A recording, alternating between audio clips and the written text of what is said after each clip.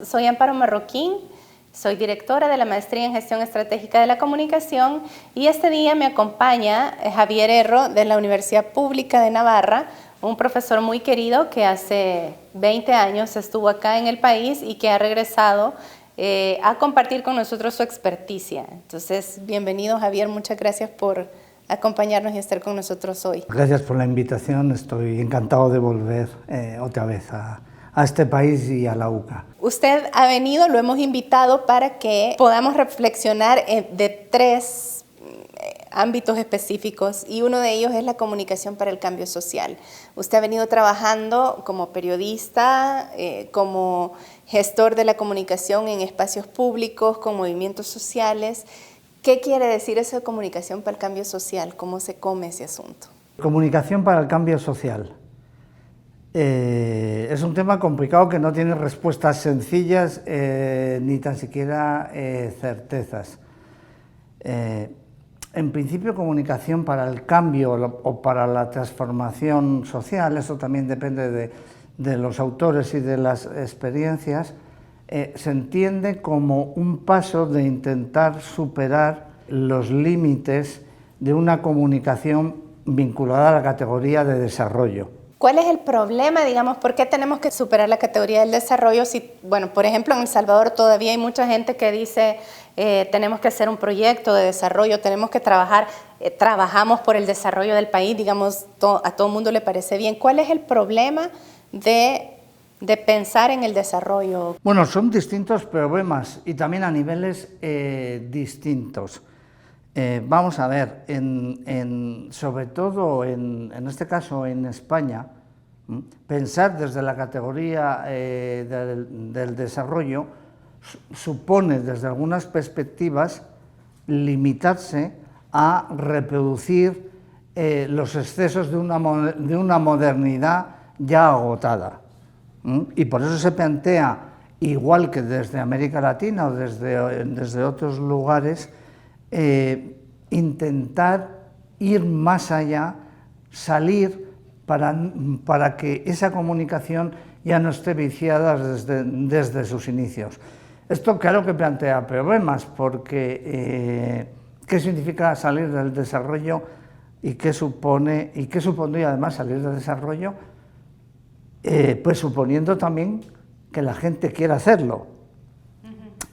Es un elemento confuso que tiene más que ver con la especulación académica seguramente que con la especulación práctica. Bueno, pero el otro día usted me decía, por ejemplo, que después de 20 años de no estar en El Salvador, usted miraba un El Salvador, por ejemplo, llenísimo de carros. ¿Ese es el desarrollo que queremos o sería el desarrollo del que usted nos plantea que tenemos que salir, por ejemplo? Sí, yo estoy asustado con la situación del tráfico en este país. Pero no solo del tráfico, sino con lo que eso tiene que suponer a medio plazo en términos de aceleración de vida. Si es que solo puedes hacer una cosa en una mañana y te pasas en una trabazón de estas tanto rato, obviamente ahí hay unos límites grandes. Y no solo eso, sobre una cosa que seguramente ustedes ya el cuerpo se les está acostumbrando y no perciben, pero que uno que viene de fuera es inmediato, es el nivel de contaminación. Yo estoy permanentemente ahogado y que no puedo pronunciar aquí en este país, y presumo que ahora con la lluvia es bastante menor que en la época seca, ¿no? Hay un mal desarrollo. Y la cooperación, eso que se llama cooperación internacional para el desarrollo y lo que nosotros venimos trabajando, la comunicación desde ahí, tiene mucho que ver con reproducir un sistema cuyos problemas globales no sabemos cómo combatir. El típico es el clima climático. Eso es lo que permite con buen juicio replantearse y decir, ¿realmente tenemos que seguir reproduciendo este sistema o tenemos que buscar categorías nuevas que nos permitan pensar otro tipo de comunicación? Y ahí es donde nace, también de una manera compleja, la cuestión del cambio social, y donde también tenemos el problema teórico de que el cambio social, la categoría de cambio social, es tan moderna como la categoría de desarrollo y está ligado a un concepto de modernización muy vinculado al norte, ¿no?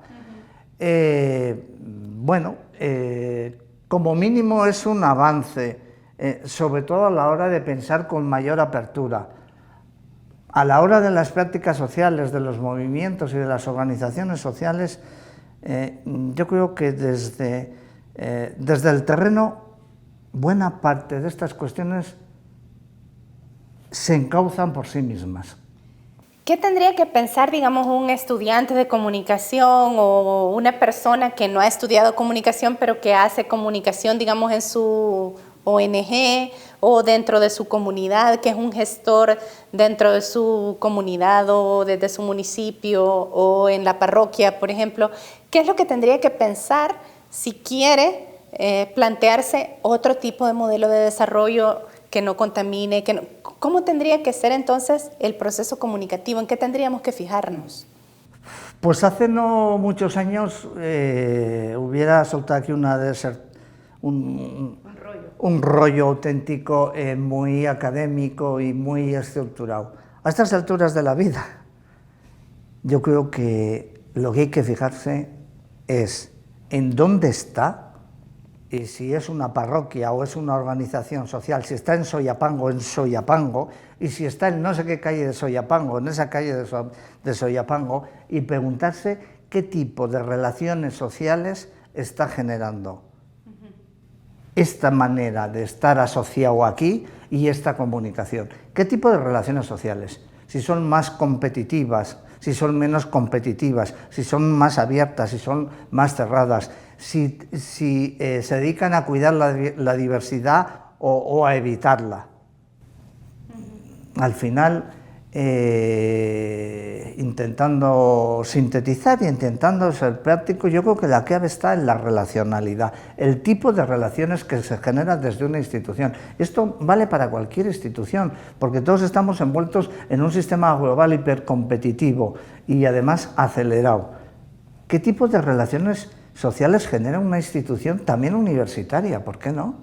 ¿Son unas relaciones de solidaridad o son unas relaciones de competitividad? Y por lo tanto, ¿qué comunicación es la que permite acompañar eso hacia procesos de solidaridad lo más personalizados posibles, los más contextualizados posibles, los más abiertos posibles a tener la capacidad de recoger el conjunto mayor de experiencias frente a un modelo más o menos maquinal, de marketing de 1, 2, 3, 4 o 5 que te puede ofrecer recetas para salir del paso y que las técnicas son muy útiles en un momento concreto, pero que no resuelven los problemas de fondo que vamos permanentemente reproduciendo y agudizando hasta que se nos complejizan tanto que ya no sabemos por dónde entrarles, ¿no? El otro tema que a usted lo ha ocupado en las sesiones de formación que hemos tenido en estos días con gente de la universidad, pero también de fuera, ha sido el de un pensador particular, un pensador portugués que se llama Boaventura da Sousa.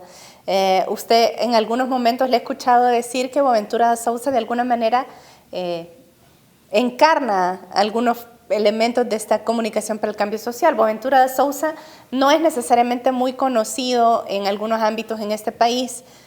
¿Qué es lo que él plantea que nos puede funcionar y que sería bueno revisar? Pues yo creo que es uno de los, en estos momentos, de los intelectuales más interesantes y especialmente de una perspectiva ya general, no de comunicación en particular, que también, sino desde las ciencias sociales.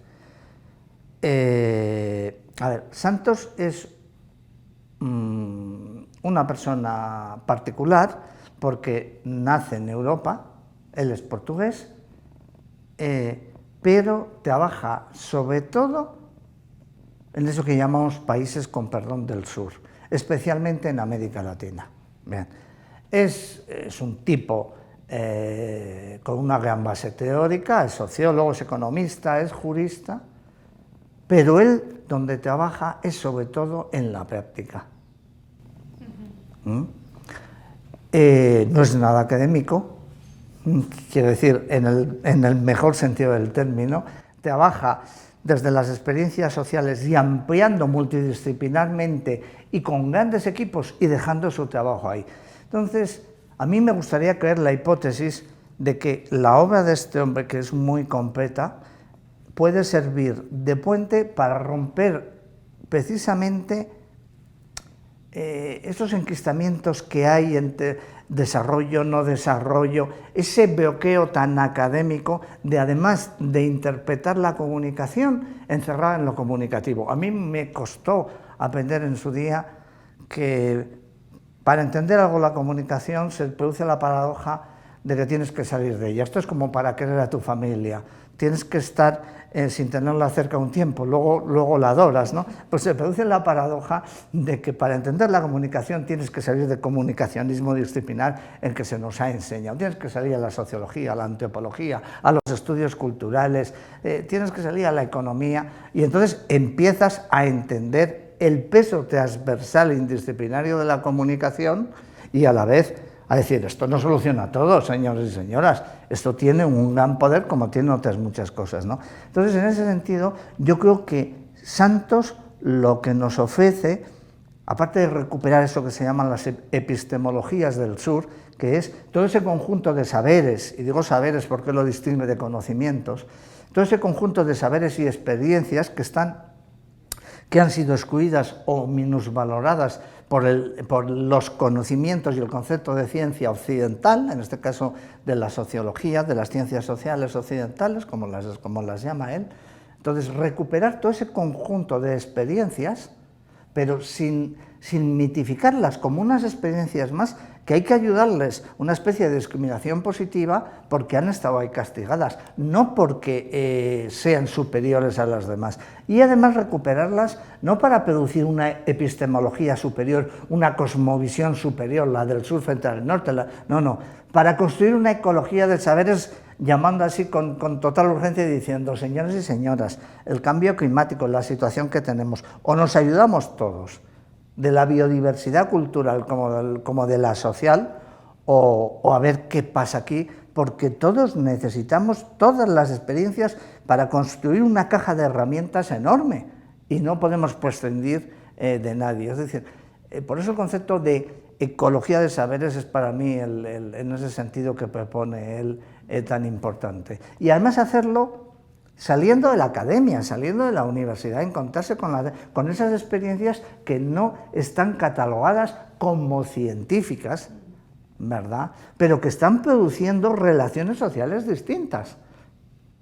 Entonces, yo creo que está minusvalorado, por lo menos en Europa, porque tiene, y que se me perdone, demasiado sur dentro, con lo cual el eurocentrismo pone distancia, pero yo tengo que decir que no encuentro en estos momentos, con todas sus críticas que se pueden hacer y que se deben hacer, una visión más atractiva desde la práctica y más sugerente. Pero mejor me callo ya con este hombre, porque si no le hago aquí una apología. Vamos al tercer tema, el tercer tema con el que usted ha estado discutiendo con nosotros en estos días. Usted nos ha insistido que hay nuevas urgencias que a usted le parecen necesario pensar. Y esas nuevas urgencias pasan por esta sociedad de la información que se transforma como una cibersociedad, podríamos llamarlo así, y en la manera como la información circula, cuando la información es realmente información o cuando es simplemente un rumor. Se habla mucho ahora de fake news o de noticias falsas, se habla mucho de la necesidad de tomar postura frente a esa situación. Incluso en algunos momentos se dice, no, es que la academia o los medios de comunicación son en realidad los que nos están desinformando. ¿Qué es lo que está sucediendo en ese sentido en Europa? ¿Cómo mira usted esto? ¿Qué tendríamos que estar pensando en relación con estos temas? Pues, si tengo que resumir muy mucho, y comienzo resumiendo muy mucho, es que la cibersociedad tiene el debate entre la ciberseguridad o la ciberdemocracia. Y desgraciadamente Europa se está inclinando por la ciberseguridad. Dicho en términos más que se entienda mejor, este ecosistema comunicativo que tenemos nos ha sacudido totalmente y todavía no sabemos muy bien cómo pensarlo, ¿no? Se genera todo y además produce toda una, y eso es verdad, es como lo analiza Europa, toda una geoestrategia, una geopolítica de desinformación, que no tiene que ver con noticias falsas que circulan por ahí, sino todo un sistema integrado de desinformación que amenaza la socialidad y que amenaza el sistema democrático representativo europeo, ¿no? Los casos ahí están, los casos de la maquinaria rusa para alterar elecciones, hay casos, bueno, por supuesto de Estados Unidos, Comtem, por supuesto China, y eso es solo una parte. Se supone que por debajo de eso hay cosas que desconocemos, pero de gran peso, y de gran peso económico. Ahí están los grandes conglomerados, Facebook, estas cosas, ahí están los Big Data, ahí están nuestros perfiles, y la situación de que no solo nos conocen mejor que nosotros, porque no solo conocen nuestro consciente, lo que hacemos, los datos que les dejamos y los perfiles que hacen, sino nuestro inconsciente. Lo que nosotros no sabemos de nosotros mismos, ellos ya se lo saben. Y encima, con esos datos que se los damos gratis, negocian. Y negocian sin que sepamos dónde, ¿no? Y sin que haya va a decir el más mínimo control, eso es exagerar, el control suficiente sobre esas compañías, ¿no? El otro día, un día antes de venir, la semana pasada de llegar aquí, en Google admite que nos graba el 2% de esas conversaciones de la casa inteligente que tenemos, y el 2% se nos graba. O sea, ya no se trata de tener un perfil nuestro hecho de los rastros que dejamos por las redes, sino lo que quieren de nosotros ya es la intimidad más íntima.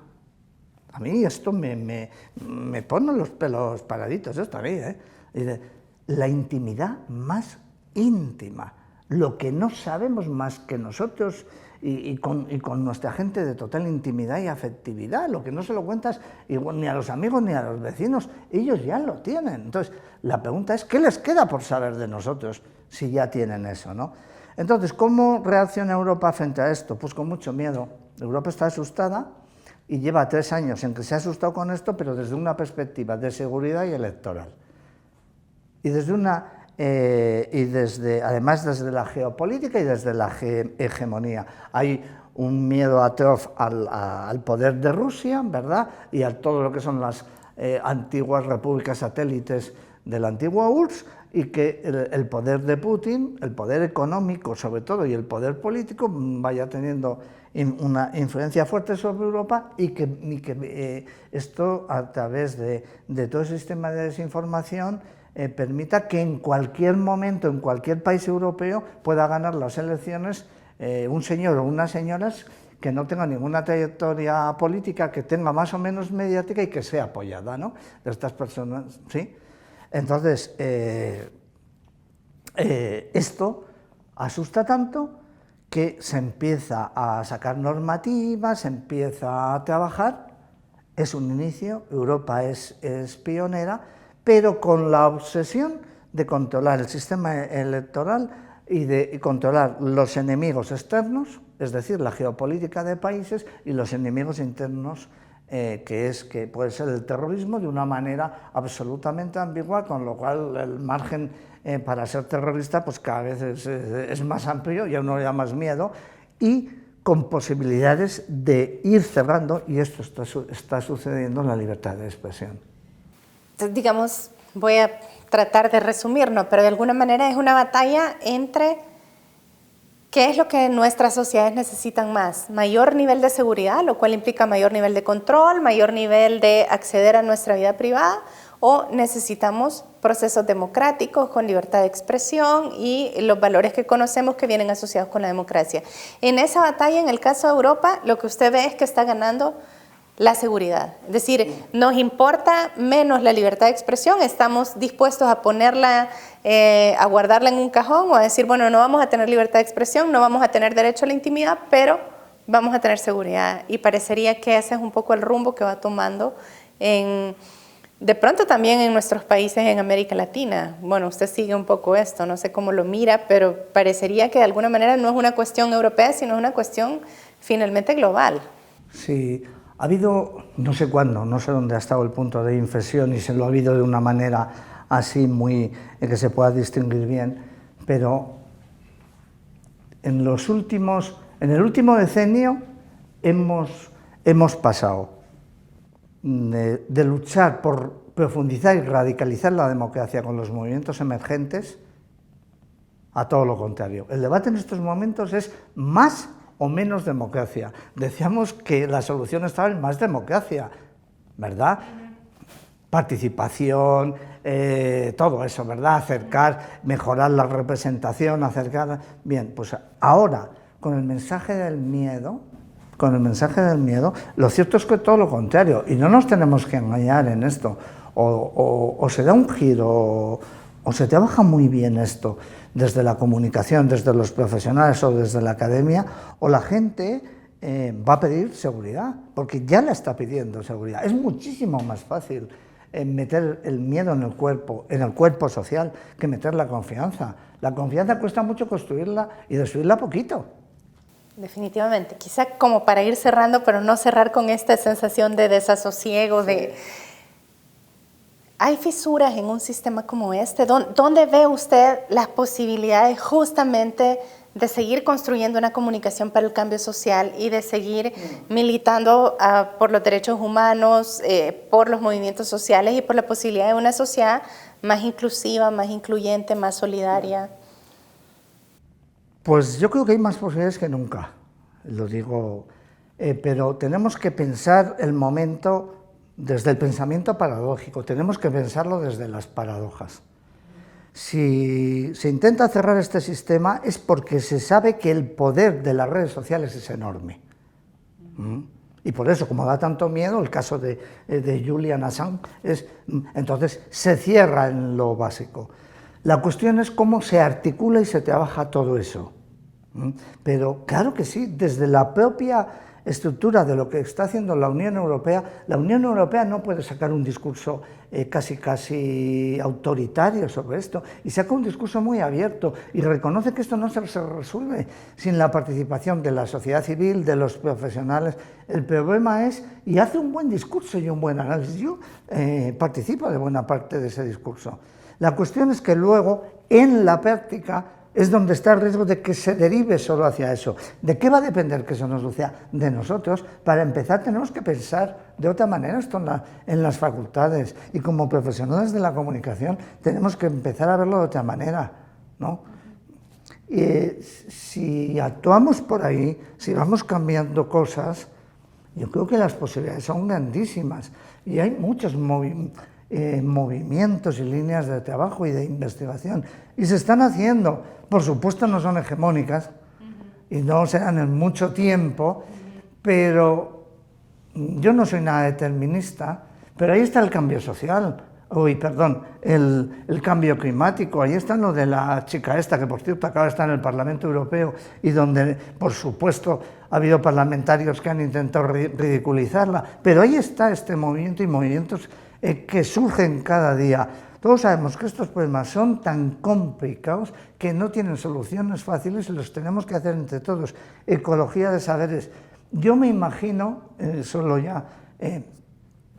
me imagino que problemas serios que pasan las realidades centroamericanas, como pueden ser el tema de que hablamos de la contaminación, desestructuración, tema pandilleros, yo creo que todo el mundo es consciente que son problemas que primero no se pueden solucionar a corto plazo y no se pueden solucionar con medidas parciales.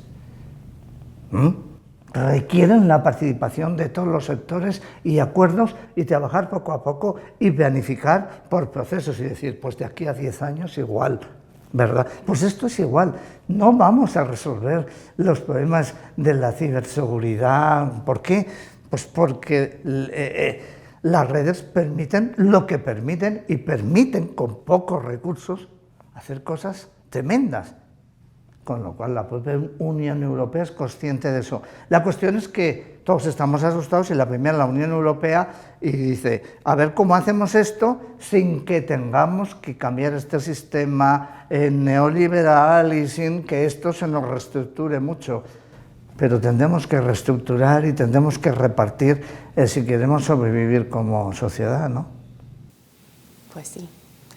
Pues Javier, muchísimas gracias, se nos acaba el tiempo, pero me acaba de recordar usted ese verso de Antonio Machado, de un poeta de su tierra, ese de todo lo que sabemos, lo sabemos entre todos, ¿no? Al final eso sería como la ecología de saberes y bueno, pues ojalá que en un futuro cercano podamos seguir este diálogo de saberes entre Europa y Centroamérica y El Salvador y ya sabe que siempre lo esperamos por acá. Pues un placer y encantado siempre que me invitéis, aquí estaré. Bueno, muchas gracias y amigo, muchas gracias por acompañarnos en esta conversación con el profesor Javier Erro de la Universidad Pública de Navarra.